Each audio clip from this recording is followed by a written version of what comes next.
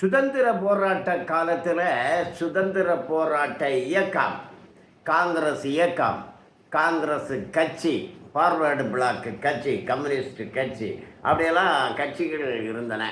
கட்சி அப்படின்னா பல பேர் சேர்ந்து முடிவெடுக்கிறது தான் கட்சி. ஒரு நபர் இயக்கிறது கட்சி இல்லை. காங்கிரஸ் கட்சி அப்படி இல்லை.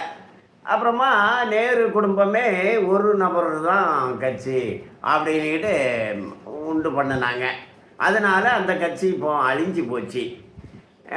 கழகம் அப்படின்னுக்கிட்டு சுதந்திரம் வேண்டாம் இந்தியாவுக்கு, வெள்ளைக்காரனே நாட்டை ஆளட்டும் அப்படின்னு சொல்லக்கூடிய கொள்கையில் கழகம், திராவிட கழகம், திகா, திராவிட முன்னேற்ற கழகம் அப்படின்னாங்க. இப்போ 10-15 கழகங்கள் இருக்குது, கட்சி இருக்குது, தாவேகா அப்படிங்கிற கட்சியெல்லாம் இருக்குது, எல்லாம் இருக்குது. எல்லாம் எப்படி இருக்குன்னா, ஒரு ஆள் தான், அந்த ஒரு ஆள் தான் முடிவு. ஒன் மேன் ஹீரோ சினிமா மாதிரி.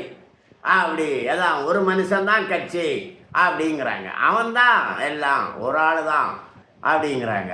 ஒரு ஆளாக இருக்கிறது எப்படி அது ஒரு கட்சி ஆகும்? ஒரு ஆளுங்கிறது ஒரு ஆள் தான், அது எப்படி கட்சி ஆகும்?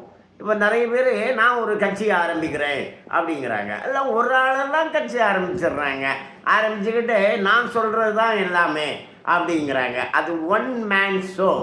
அது எப்போவுமே அந்த மேனுக்கு, அந்த நபருக்கு அது ஆதாயமாக இருக்கலாம்.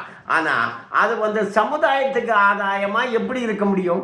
சமுதாயத்துக்கு அந்த ஒன் மேன் உழைக்கிறதா இருந்தால் சமுதாயத்துக்கு பாடுபட்டுக்கிட்டு போகலாமே, சமுதாயத்துக்காக உழைக்கலாமே. அது இப்படி நிறைய பேர், லட்சக்கணக்கான பேர் சமுதாயத்துக்கு உழைக்கிறாங்க. அப்படி யார் வேணாலும் உழைக்கலாம்.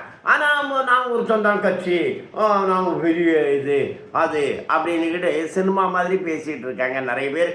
தமிழ்நாட்டில் எல்லாம் ஒன் மேன் தான். இப்போ வைகோ அவர் ஒன் மேன் கட்சி அப்படின்னாரு. அவர் என்ன கொள்கையை சொன்னார்? குடும்ப அரசியல் கூடாது அப்படின்னாரு. கருணாநிதிக்கு பிறகு ஸ்டாலினா அது கூடாது, அதனால் நான் அதை எதிர்த்து நான் ஒன் மேன் கட்சி அப்படின்னாரு. அப்புறமே இவருக்கு பிறகு இவருக்கு மகனை தானே கொண்டு வர்றாரு. அதே அவருடைய கொள்கையை அவர் உடைச்சிட்டாரு.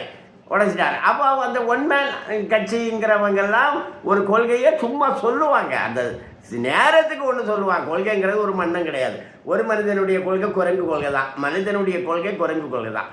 கட்சிங்கிறது ஒரு கூட்டமைப்பு. இப்போ பாரதிய ஜனதா கட்சி இருக்குது, அது ஒரு கூட்டமைப்பு. அப்போ அதனுடைய தலைவர்களெல்லாம் மாறி மாறி வந்துகிட்டே இருப்பாங்க.